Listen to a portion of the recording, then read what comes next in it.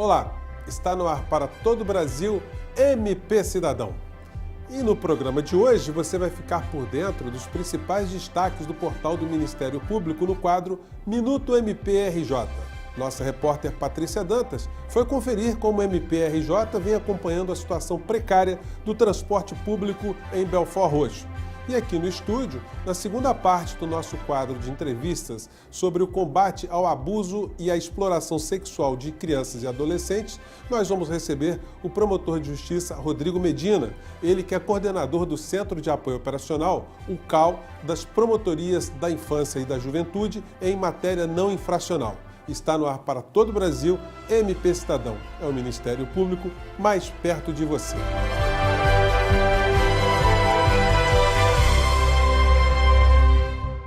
A equipe de reportagem esteve em Belford Roxo para acompanhar a atuação do Ministério Público na questão da precariedade do transporte público naquele município. Confira.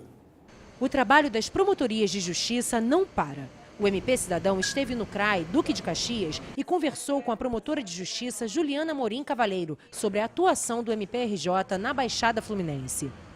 A Baixada é comumente conhecida pela população em geral como uma área de grandes problemas na administração pública.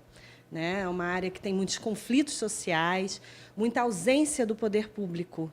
E o Ministério Público, há muito tempo, já vem tentando inovar em ações que possam realmente trazer benefícios para a população. No município de Belford Roxo, que faz parte do CRAI Duque de Caxias, o transporte público é um dos problemas que a população enfrenta todos os dias. O transporte público em Belford Roxo não está nada bom, porque há muita demora. Para Pavuna existe bastante ônibus. Agora você quer ir para o Meia ou quer ir lá para a Central do Brasil, demora muito. O município de Belford Roxo foi emancipado em meados da década de 90 e até hoje não realizou o processo de licitação para transporte público. Essa falta de administração municipal vem sendo cobrada pelo MPRJ desde 2004, quando a ação civil pública foi ajuizada. Nessa ação de 2004, teve um acordo judicial homologado judicialmente e descumprido ao longo desses anos todos. O que temos aí é uma ausência de mecanismos efetivos para colocar essas políticas públicas em prática. Vários, até mandados de segurança, foram interpostos perante o próprio Tribunal de Justiça, onde ordenou também a realização da licitação para transporte público, e, mais uma vez, descumprido. Isso levou, em 2017, o Ministério Público a ajuizar uma ação de improbidade administrativa por conta dessa omissão no dever de licitar, no descumprimento de ordens judiciais. E, até hoje, a gente ainda não teve uma eficácia, uma resposta efetiva para a população. Embora estemos buscando, junto à atual gestão, um implemento efetivo junto ao Tribunal de Contas para a realização dessa licitação. Enquanto o município de Belford Roxo não realiza a licitação, o cidadão segue sua rotina no meio desse transtorno, enfrentando um dia de cada vez, esperando com perseverança por um transporte público digno. Os ônibus estão quebrados, em péssimo estado de conservação. Infelizmente, a condição do transporte público de Belford Roxo e da Baixada Fluminense é uma vergonha. Há um monopólio muito grande de grandes empresas que dominam isso e ninguém toma nenhuma providência. Eu espero que o MP seja ouvido e que verdadeiramente a história venha mudar. E agora você vai ficar por dentro dos principais destaques do portal do Ministério Público do Rio de Janeiro no quadro Minuto MPRJ.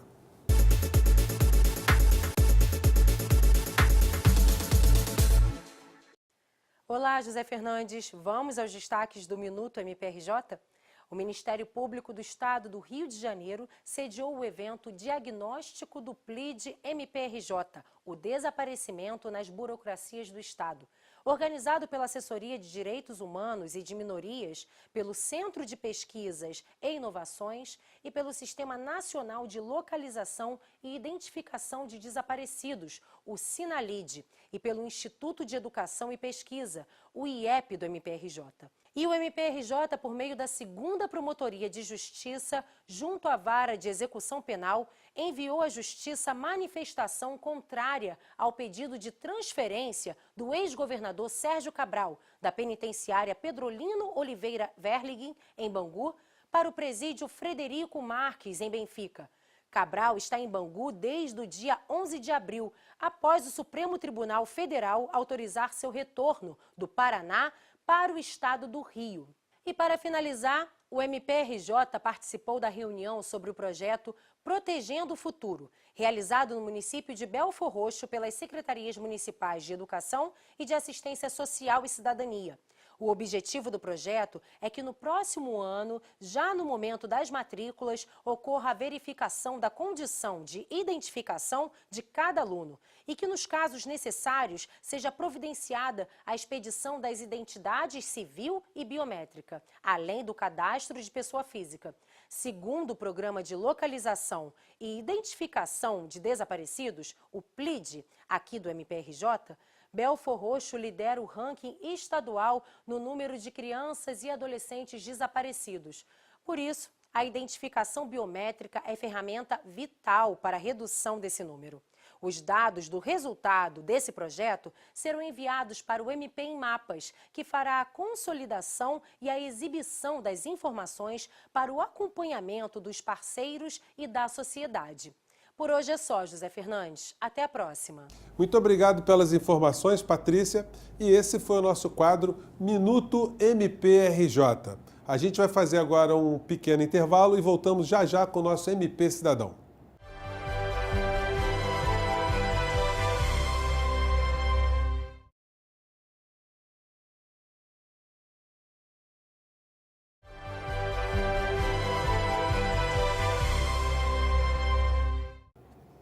E nós estamos de volta com o nosso MP Cidadão e a gente vai dar continuidade ao tema debatido no programa anterior, que é a Lei 13.431, de 4 de abril de 2017, que estabelece o sistema de garantias e direitos da criança e do adolescente vítima ou testemunha de violência e altera a Lei 8.069, de 13 de julho de 90, que é o Estatuto da Criança e do Adolescente. Bem, doutor Rodrigo, nós estamos de volta aqui com o nosso programa que hoje está falando de violência, né, sexual contra crianças e adolescentes, e a nossa equipe de jornalismo foi às ruas fazer algumas perguntas, ou trazer as perguntas dos nossos cidadãos, né, sobre o nosso tema de hoje. Vamos acompanhar.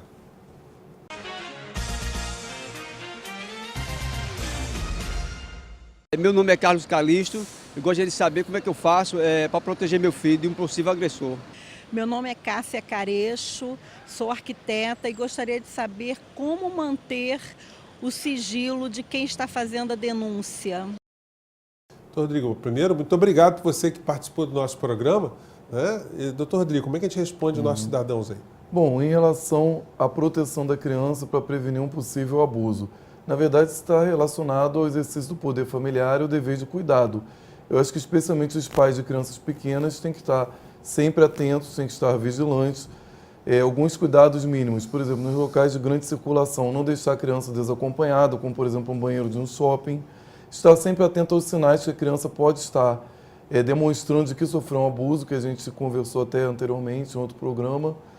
A criança demonstra, às vezes, um comportamento mais retraído ou algum tipo de restrição no contato com o adulto. São cuidados gerais. É quando a criança fica sob os cuidados de um pai, de um amigo, por exemplo, na casa de um amigo, conhecer essa família, saber para onde ela está indo. Cuidados naturais que o pai deve ter, os pais devem ter em relação a crianças pequenas. Quanto ao anonimato de denúncias, eles são garantidos, tanto pelo Disque 100, que é um serviço da Secretaria de Direitos Humanos do Governo Federal. Pode ser feita essa denúncia de forma anônima, muitas denúncias vêm de forma anônima, as pessoas têm medo de se envolver, sofrer algum tipo de represália, isso não altera em nada a apuração dos fatos pelos órgãos com atribuição, Delegacia de Polícia, Conselho Tutelar, Ministério Público, e também no canal da ouvidoria é possível, tem várias modalidades, né? Uma das modalidades é que a pessoa faz uma denúncia totalmente anônima, ou ela faz uma denúncia anônima ou ela faz uma denúncia em que ela pede o direito de só ser identificada para o promotor de justiça. Claro que a gente, quando está lidando com esse tipo de caso, que a pessoa faz esse pedido, leva isso em consideração, para não expor aquela pessoa que está fazendo a denúncia. Isso é interessante porque às vezes a denúncia não é totalmente anônima. A gente sabe quem fez pode entrar em contato por e-mail, por telefone. Mesmo não divulgando os dados do denunciante, eu posso ter mais informações sobre aquele caso. Então, Rodrigo, e a criança vítima? Ela pode também, a criança ou adolescente, ela pode utilizar esse canal para denunciar que ela está sofrendo? Sim, acontece muito, né? No Disque 100, às vezes as crianças ligam, principalmente adolescentes diretamente, e às vezes em muitas cidades do Brasil, os próprios adolescentes e crianças também procuram o conselho tutelar para fazer denúncia. As crianças, em geral, na escola, elas têm noções básicas, sabem quais são os órgãos de proteção. Então, às vezes, uma cidade pequena, ela localiza claramente onde está o conselho tutelar. E, às vezes, ela está tendo algum tipo de violação de direitos na escola, praticado pelos próprios pais ou um outro familiar, e ela mesma denuncia. E o Ministério Público do Rio de Janeiro participa do NUDECA, que é o Núcleo de Depoimento Especial de Crianças e Adolescentes, né? Como é que é isso, doutor? Na verdade, com a publicação dessa nova lei, que entrou em vigor em 5 de abril agora de 2018, ela estava em vacatio legis, foi constituído pelo Tribunal de Justiça um grupo de trabalho envolvendo diversos órgãos. Ali tem a representação do Poder Judiciário, né, através da coordenação da infância. No MP nós estamos com a coordenação criminal de saúde e de infância e juventude, e também vários outros órgãos do Sistema de Proteção de Crianças e Adolescentes, em que nós discutimos e acompanhamos a implementação dessas salas de depoimento especial no Estado do Rio de Janeiro. Então, no Estado do Rio de Janeiro, nós temos 3 salas, 2 na capital, uma Madureira, uma no Foro Central e uma no município de Teresópolis. Mas o tribunal já tem um planejamento, com a entrada em vigor da nova lei, de ampliar essas salas para o Estado inteiro. Elas serão salas regionalizadas, elas vão atender várias comarcas em uma determinada região. Então, o Ministério Público, como fiscal de todo esse sistema, né, a gente muitas vezes provoca essa discussão para o tribunal, né, a gente encaminhou o ofício pedindo informações sobre a ampliação dessas salas para o interior, e estamos participando ativamente desse grupo. Esse grupo também, ele não só discute a ampliação das salas, que é algo muito próprio da competência do Tribunal de Justiça, mas a gente discute também o fluxo. Ou seja, para onde essa criança vai depois de ser ouvida num depoimento especial? Né? Porque a criança não pode ser vista ali como objeto de prova. Eu não vou levar a criança, dar um atendimento especial, ouvir o que ela tem a dizer, produzir a prova, conseguir uma condenação para o Ministério Público, mas depois o que acontece com essa criança? Ela não vai ser referenciada para a rede de saúde? Então a gente está tendo esse cuidado de pensar com a Secretaria Estadual de Saúde e de Assistência Social para onde vai essa criança após o depoimento, em cada local onde vai ser instalada uma sala dessa no interior. Então, Rodrigo, no nosso quadro anterior, né, o nosso cidadão, o Calixto, né, ele pergunta como é que pode proteger o próprio filho, né, de uma agressão sexual. Isso me remete à seguinte questão: muitas das pessoas que cometem esses crimes, elas são do âmbito de conhecimento da criança. Eu queria que o senhor falasse um pouco disso. Então, nessa modalidade do abuso sexual, a gente tem um abuso sexual intrafamiliar, que geralmente é praticado por alguém que integra a família. Ou muitas vezes, se não é alguém que integra a família, alguém de relação muito próxima à criança, um vizinho, um amigo da família.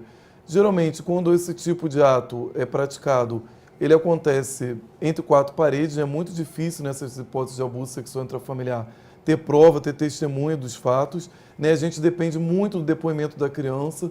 Por isso que todas essas leis que vêm incentivando, vêm garantindo a proteção da criança, garantindo uma qualidade de um depoimento, garantindo que o depoimento seja realizado de forma célere, são muito importantes, porque, do contrário, você vai ter uma impunidade. Né? Você não vai ter responsabilização do autor, do agressor sexual. Então, todas essas leis trazem um benefício muito grande para a coleta da prova. Onde é que a internet entra nesse nosso tema, Rodrigo? A internet também tem sido um ambiente onde se trafega violência sexual direta contra a criança? Esse é um tema mais ligado à atuação na seara criminal, mas tem atos de pedofilia praticados através da internet, sem dúvida, nas delegacias de proteção à criança e adolescente vítima, ou se tem alguma especialização em crimes cibernéticos. Isso aparece muito, né, através principalmente de redes sociais, de bate-papo. Surgem muitos adultos, né, que se passam às vezes por adolescentes para interagir com crianças e adolescentes, e são situações sempre muito dramáticas e muito difíceis, né? Às vezes existem casos de crianças e adolescentes até que saem do município que residem, viajam para encontrar com outras crianças e adolescentes, mas na verdade são adultos que só vão se revelar no momento desse encontro presencial. Então são situações que os pais têm que estar sempre muito atentos a que tipo de conteúdo os filhos estão acessando, né? Usar aqueles filtros de segurança para conteúdo na internet e também monitorar o que os filhos pequenos estão fazendo na internet, né? Que é uma porta aberta para possíveis violações. Olha, pessoal, a gente vai fazer um pequeno intervalo, nosso MP Cidadão, o tema está muito interessante e a gente volta já já. Não saia daí.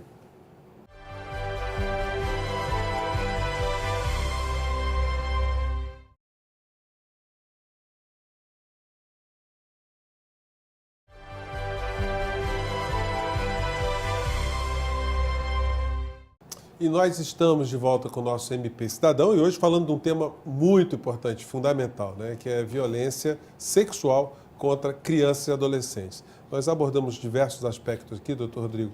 Eu queria entrar na questão específica aqui do Rio de Janeiro, que é o Plano Geral de Atuação do MPRJ, né, sobre essa temática. O que é isso exatamente? Na verdade, no final do ano passado houve uma escolha interna através de um sistema do Ministério Público em que os membros do Ministério Público em cada área poderiam votar sobre os temas que considerassem mais relevantes. Então, por exemplo, na infância a gente teve o tema na área infracional, não infracional, teve o crime, o meio ambiente, e na área da infância não infracional, nessa parte protetiva, em função até da vigência da entrada em vigor dessa nova lei, decidiu-se que seria a meta a implementação dos centros de atendimento à criança e adolescente vítima no estado todo. Então, na verdade, seria cumprir o que está previsto na lei, que a lei fala na criação desses centros integrados para que haja um atendimento único para crianças e adolescentes de uma forma interdisciplinar, integrada, ou seja, a criança não tem que, e o adolescente vítima, passar por diversos setores, por diversos órgãos para ser atendida. Então, a gente está trabalhando assim no caso do PGA aqui do Rio. A gente montou para os promotores de justiça um kit, né, de modelos de peça para poder auxiliar o promotor na realização de um diagnóstico, porque eu acho que a lei entra em vigor e às vezes o profissional ele pode se apressar no sentido de implementar esse centro sem fazer um diagnóstico do que existe na sua região.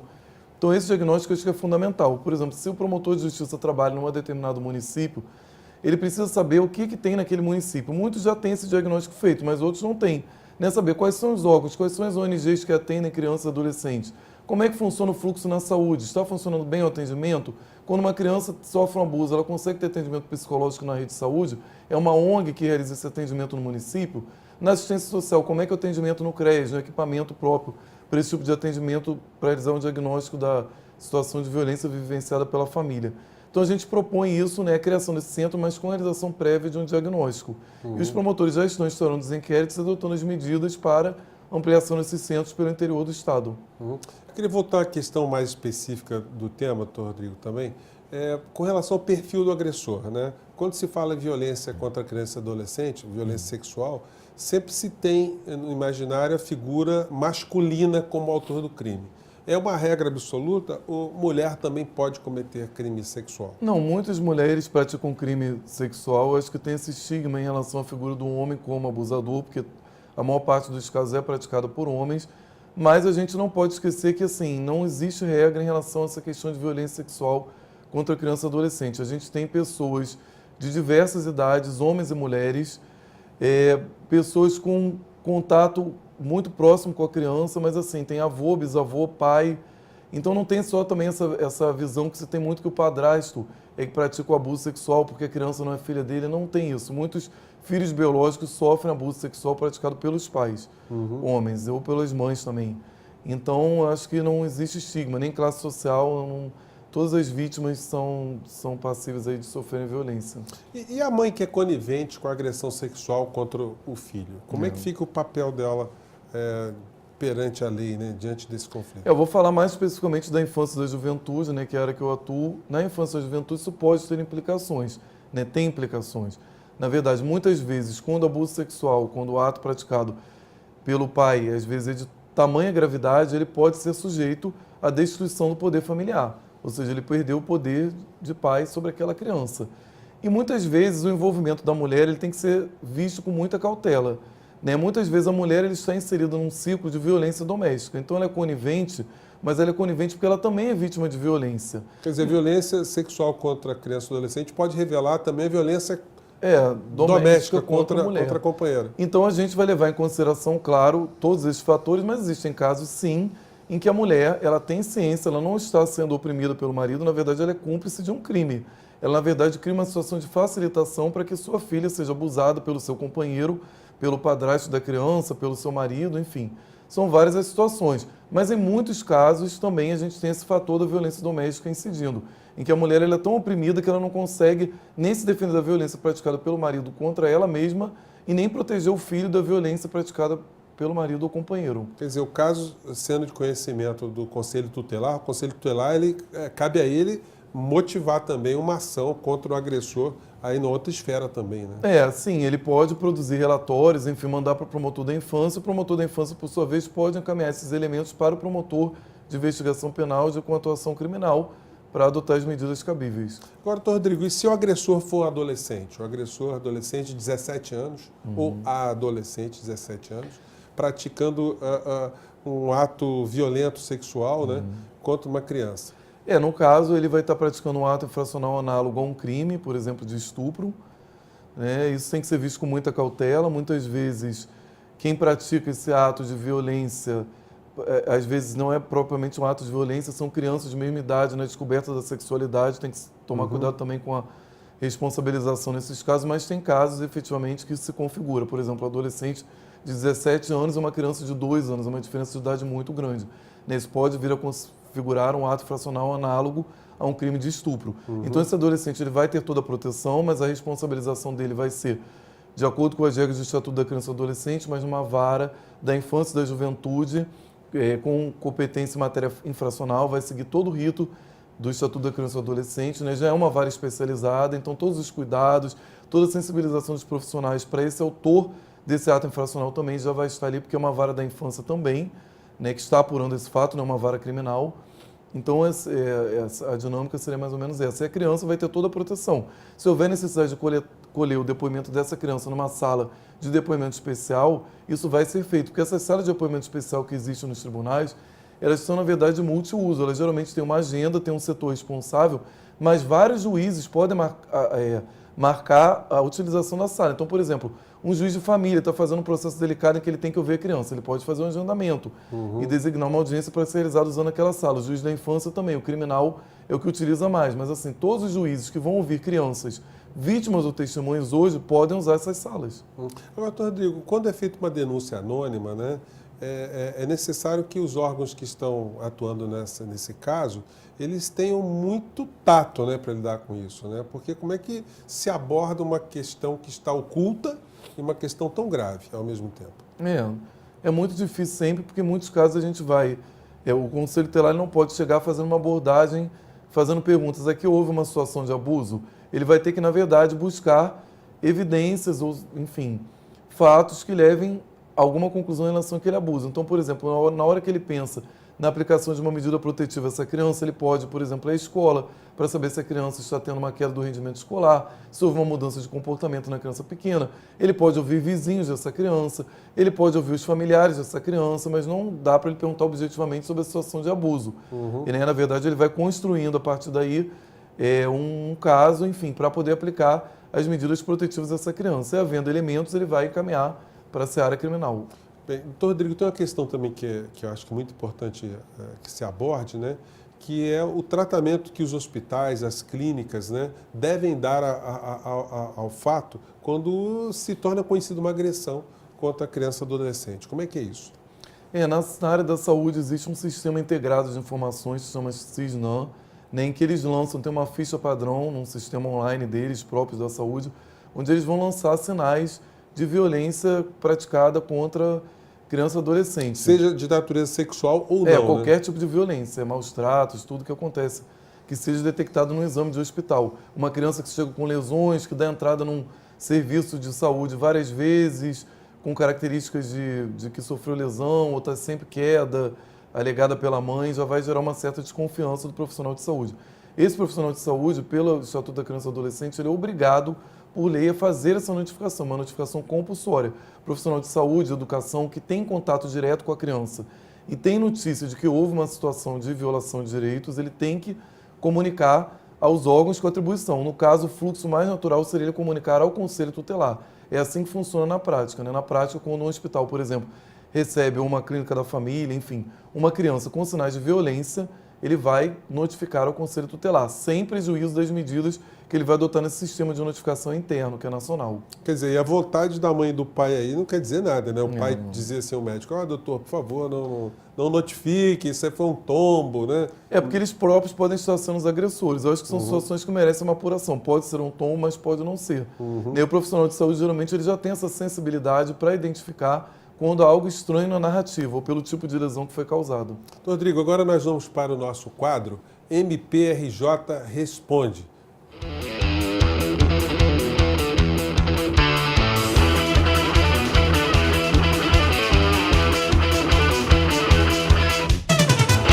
E a pergunta é de Júnia Coutinho. Ela pergunta quais são os canais que o cidadão pode utilizar para denunciar crimes de violência sexual contra a criança.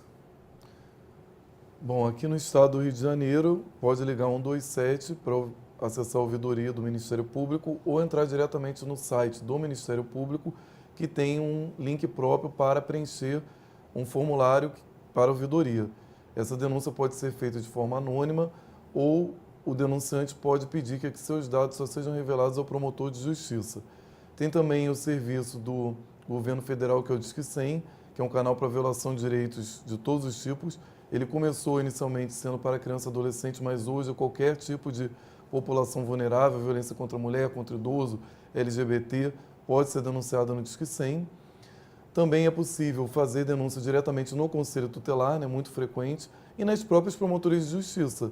Né? Qualquer cidadão pode se dirigir, por exemplo, à promotoria de justiça do lugar onde ele mora e fazer uma denúncia. E o MP Cidadão de hoje fica por aqui. Eu gostaria de agradecer mais uma vez a participação do promotor de justiça, Rodrigo Medina, ele que é coordenador do Centro de Apoio Operacional, o CAU das Promotorias de Justiça da Infância e da Juventude, em matéria não infracional. Você também pode nos acompanhar através das nossas redes sociais, mandar suas críticas e sugestões para o e-mail que está na base do seu vídeo. A gente se encontra na próxima semana. Um forte abraço e até lá.